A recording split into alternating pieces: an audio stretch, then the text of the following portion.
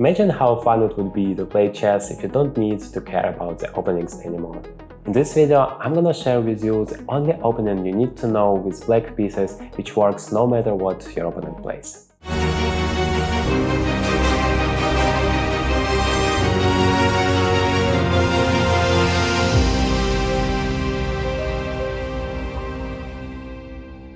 So let's say your opponent plays e4. And the beauty of this opening, no matter what, d4, c4, knight f3, you still are doing the same thing. You play the move d6. That is an incredibly solid one. Now your opponent has a choice. The most popular line is knight f3 here among the beginners, and I'm not gonna bore you with some grandmaster 30 moves variations. You don't need it. You are never gonna see it in your own game, so only relevant stuff here. So knight f3 is the main line. Among beginners here, you just answer with knight f6, you're attacking this pawn immediately. Knight c3 is now the main line, and you just play e5. You're immediately trying to fight for the center. Now the main line is bishop c4 among the beginners, and now your opponent is threatening to play knight g5 and attack your pawn on f7, but it's not an issue for you because you're still doing the same thing. So no matter what is happening, you always play d6, knight f6, e5, bishop e7, and then castles.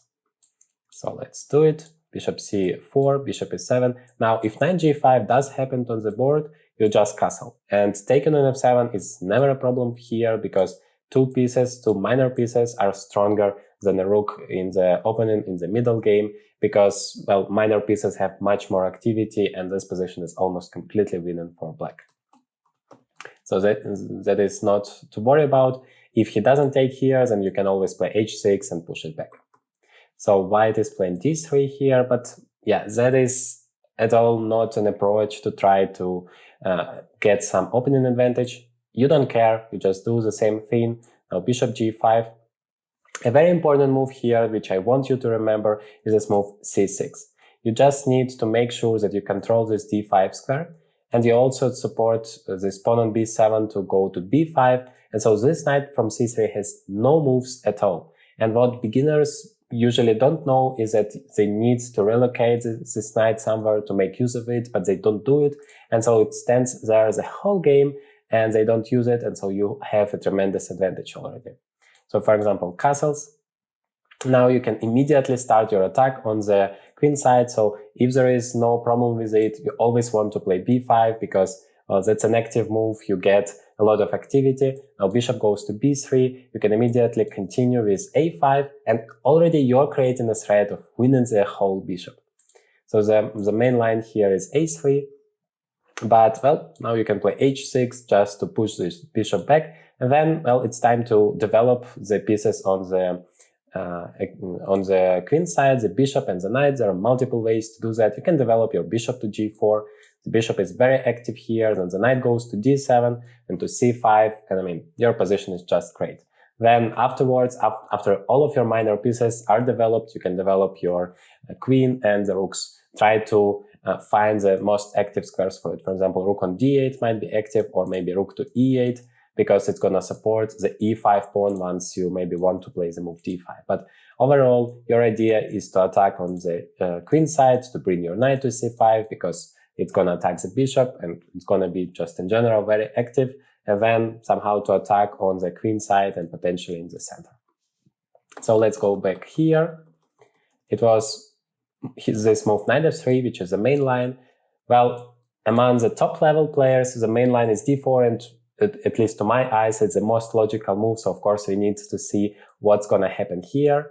Knight f6, and here what's incredibly interesting here, second top move among beginners here is to play e5, which might be a little bit logical. It's an active move. It's threatening the knight immediately, but actually, objectively, it's a huge mistake, and I want to show you how to react so you get pretty much a winning position straight, like after 5 moves of the game. So you take here, your opponent takes back, you take this queen, that's a check, so that's the most active move here. Then the only way is to go back, and then this knight goes to g4, and that's a double attack. So there is no way to save both of the pawns, and you get a huge advantage. For example, the main line here is knight h3, you just take it back, your bishop is keeping an eye on this knight. If it's good for you. You can just exchange it and ruin white's pawn structure. Otherwise, you just develop your pieces and you make the castles, you fight for this open d file, and you have a healthy extra pawn with no compensation whatsoever. And I mean, from the opening, it's a huge advantage already. So that's about e5. Just remember, it's a big mistake for white and you can use it immediately. Otherwise, knight c3 is the main line, and here you play e5. You don't play the move g6, which is a completely different opening. You play e5, the Philidor defense, you fight for the center, and I mean, your position is very, very solid. And once again, you're doing the same thing no matter what. d6, knight f6, e5. Now knight f3 might happen. Then you continue with the same thing which we have covered in previous variation. Knight d7, you defend it. Bishop goes to c4. Once again, bishop e7, you're preparing the castles. And here, bishop takes f7. You should keep an eye on it, but I'm going to talk later what you can do about it. Just make sure to watch till the end, because objectively it's a bad move, but you need to know how to deal with it. Okay, so the main line among the beginners is always to take on e5, but it's never a problem for you. You just take it back with a d6 pawn, and whenever your opponent takes, just remember you don't have any problems afterwards, because notice that this pawn on d4 is much more active than this one on d6. Also, it's kind of blocking your bishop, it's kind of blocking your d file altogether, but once he takes, all of those problems are gone. You don't have any issues. You just need to make sure before you jump with your bishop, with your knight to c5, which is a desirable square for you, just need to make sure that you protect this pawn on e5, not to blunder it. Like c6. c6 is always incredibly important. That's the main move in this opening, I would say, because it's controlling those squares. Remember about this knight. The knight would be completely stuck.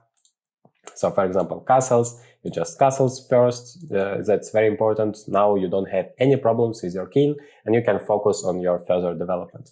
Bishop g5 is the main line among beginners, and c6, like I said, always the most important move. Queen goes to e2, and of course there are multiple ways, but just to simplify everything, you go queen c7, you defend this pawn, and then you are ready to play knight c5. Maybe one thing to remember, you can do it immediately, but in some variations b4 might be annoying. So you want, like in this line, it's not a problem, you just go to e6, and this pawn on b4 is very weak, the knight is great, it's also attacking the bishop, so no problems. But in some variations, before you play knight c5, you want to make sure there is no b4 opportunity, so you play a5 first. And also what's very important, once you play c6, you're preparing the move b5 here, attacking this bishop, grabbing some space on the queen side, and it's always great. So for example, here you can play the move b5 immediately, attacking this bishop, and if it goes to b3, you can play knight c5 like I mentioned, or you can also just play a5 immediately, creating a threat of a4 and just winning this bishop. So this position is already better for black. Although it seems like white didn't do any mistakes, just developing all of the pieces, but that's the beauty of this opening, that you can overtake the initiative very, very fast. And like I said, almost everybody among beginners are taking this pawn on e5, which just doesn't give anything to white, but they still do it. So you can use it. You can get the c5 square. You can play b5 after c6, and yeah, that is just great. Let's see what happens if white takes on e5 immediately. Of course, you still take, and here the difference is there might happen this endgame after queen takes d8, king takes d8. Don't worry about this endgame, it's completely fine. Yes, you lose the right to castle, but well, this king will go rather to c7 or to e7, or in some variations maybe to e8. For example, the main line is bishop to g5. Now, you just need to make sure, as always, that you control this d5 square. So no matter what happens, you always play c6. You never put your pawn on c5, because it's gonna just create a horrible weakness in your camp. You always play c6, and now you're controlling those key squares, and nothing is dangerous for you. For example, this castles, you can just go to c7. Now your king is completely secure. Knight f3 is the main line, and here there are multiple ways to defend this pawn. You can play bishop d6, knight d7, but I'm gonna give you hopefully a useful tip. So you have two ways to do that. You always should start with a move that you are sure about, like there is no other option for this piece to be developed. Like this knight can be only developed to d7 and to a6. But a6 is a horrible move. You never want to make it. I mean, why would you go there? So knight d7 is a move you are making. It's defending the pawn. But as for this bishop, you don't know where it should go. It could go to b4 and put some pressure on this knight, because then the e4 pawn might be in trouble. You can go to c5, because then you're attacking this f2 pawn.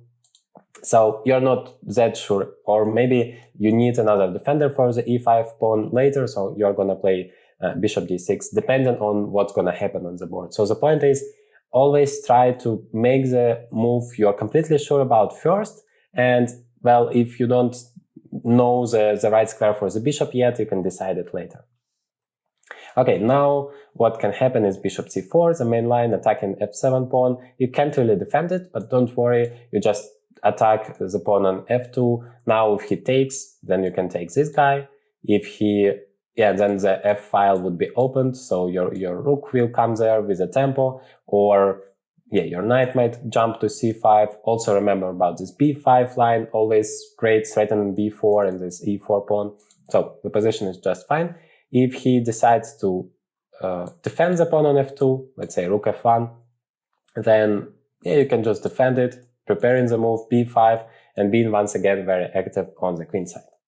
So let's go back. That's about this endgame. Of course, there are multiple ways he can play knight f3. Just remember to be solid here. Here you can just play bishop d6, defend the pawn, and e7 square is already prepared for this king to go. And also it's gonna defend the pawn there. Bishop will go to e7, knight will go to d7. Once again, no problems whatsoever. I'm not gonna go into too much of details. I just want to make kind of an introduction for you in this video, just trying to show you this opening, which I consider to be the best for beginners because of its flexibility and of how solid it is. So basically you can play it against anyone and not get into trouble. So let's say that your opponent plays d4 instead of e4. So now, a big surprise, you're still playing d6. No matter what's happening, c4 is the main line, you are still playing knight f6. Nothing changes, nothing at all. Knight c3, you are still playing e5. So you don't care what your opponent is doing. Isn't that beautiful? I mean, for me, it's a problem if I am playing on the top level. If I do the same thing every game, of course, my opponents see it in the database and they are gonna prepare, and then I have to face stockfish on a 30-move variation, and I have to know everything to be able to play it. But for you, if you play online mainly, your opponent never prepares for you, so you can play the same thing in your every game, and just fun opening. But if you know it great, then you're just gonna crush all of your opponents. And I mean, that's just great about online chess. You don't need to worry about your opponent's preparation. All you need is to know one opening very, very good, and then that's gonna serve you your whole life. So here we play e5. Once again, the main move is takes, but it's never a problem. Actually, this endgame is even better than the previous one because there are no threats whatsoever that your opponent might create. Bishop g5, once again, the same pattern, c6. Just make sure that this d5 square is controlled. The knight can go there, then you're never in trouble. Bishop takes f6 is for some reason the main line, maybe trying to double those spots, but you get bishop's pair. This position is much better for black, and never worry about this double pawns. If, I don't know, white tries to attack it, you can just defend it. You can go ahead and attack it, but let's say, you're just defending it. Then at some point you're gonna play f5, just push this knight back, and your bishops are just incredible. Just remember to develop your pieces, make sure your king is safe, put your rooks on the open files, and you're good to go. If your opponent doesn't take on e5 and continues the development, e4, knight f3, whatever it could be, once again, the beauty is you do the same thing. Knight e7, bishop e7, I mean, even the move order is not that important. You can start with bishop e7, just remember not to blunder this pawn on e5. Once your opponent attacks it twice, you have to have two defenders, obviously. But other than that, you can do whatever you want. The move order doesn't matter. Just make sure you castle, your king is safe, then you play the move c6. And here the plan is the same. You play a6 because you want to play b5, but you can't do it immediately. There are too many attackers. So you start with the move a6 and then you play b5. But I mean, this line is not that popular among beginners. It's the main line on the top level chess, but yeah, the chances are you're not gonna get it that often. So here white takes, or they play d5, also a very popular line. And once again, you don't care. You just play bishop e7, you just castle. Here, knight f3, the main line. Okay, great. Knight d7, we are doing the same thing. Bishop d3. Well, this knight can already jump to c5 because, well, b4 is never a problem. You can take on d3, you get bishop's pair, and that's a huge position for you. Then you can jump to h5 as a knight and just play f5 and get your attack. And yeah, otherwise, if they play castles, you can still take it. Queen takes, and yeah, just prepare the move f5, because this pawn chain is like a hint for you where you should continue your game, where you should attack. You should try to continue this pawn chain and then attack on the king side, but only if the center is closed. Remember, if there is still tension in the center, for example, if your opponent doesn't play d5, you can't be that risky. You can't open up your king too much because it might be dangerous. But if the center is closed, then nothing wrong can happen and you can just go on. Okay, that's all about that. And finally, if your opponent plays c4 or knight f3 or something similar, once again, still the same thing. You play d6, you play e5, you play knight f6, no matter what. Well, this variation is even simpler because your opponent is not really attacking for you. I mean, it could transpose back to the same line with d4, but then just knight d7. But if he decides to do something else, then you can start thinking about grabbing the center on your own. Playing c6, d5, just once again, make sure not to blunder this pawn. So we could start with the move knight to d7. And then afterwards we play d5, I don't know, let's say bishop g5. Well, bishop g5 is a weird move altogether because you can always play h6, and what do you do with this bishop? Everybody among beginners takes on f6, but it's never good for white. I mean, you have two bishops. Now all you need to do is to open up the position and you're always going to get an advantage. So yeah, that would be just great, and you can protect the pawn on e5, continue your attack, bring your rooks to the center, develop your bishop, and the position is just great for black thanks to the bishop's pair. So yeah, remember I promised you to show how to deal with this trap. That's the only thing left for us. So I hope you really get some feeling, you get inspired by this opening, because like for the beginners, it's a perfect one. You don't need to learn a lot of variations, and as a beginner, you just don't need to learn openings that much. You need to focus on tactics, you need to learn some endgames, you need to try to understand some key chess principles, which I'm always trying to teach you on this channel. But openings, you just need to be solid and you're gonna crush your opponent. You just need to develop all of your pieces, fight for the center, make sure your king is safe, and you're good to go. Okay, and here after bishop c4, bishop e7, there is bishop takes f7, and that's a bishop sacrifice, which is, yeah, potentially dangerous. It's a trap here, but objectively, it's now better for black. And in this video, I'm showing you how I managed to win this game in real time, so you understand what to do here.